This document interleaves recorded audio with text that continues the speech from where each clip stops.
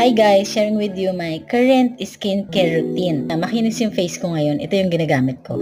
Pag umaga, I alternate between AHA toner, ayan ang konti na niya, and BHA toner from Skin Food. Pag gabi, ito naman carrot carotene, calming water pad kasi nakaka-deep cleanse siya ng mukha. Hindi rin siya mahapde at moist lang yung face ko after.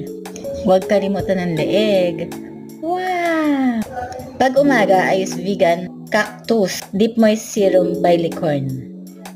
Pag gabi naman, I use Licorn vegan rice ampule. Leeg ay huwag kalimutan.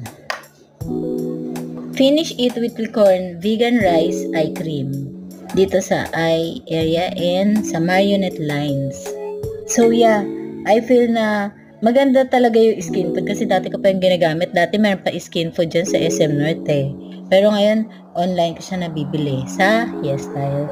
Licorn, underrated niya. Pero maganda rin itong brand na to.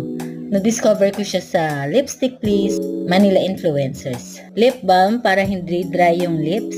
At never din kalimutan ang hand cream para hindi dry yung kamay mo. Kasi araw-araw naghuhugas ka ng kamay. Yan. I'm using White Lily from Ma'am Chito.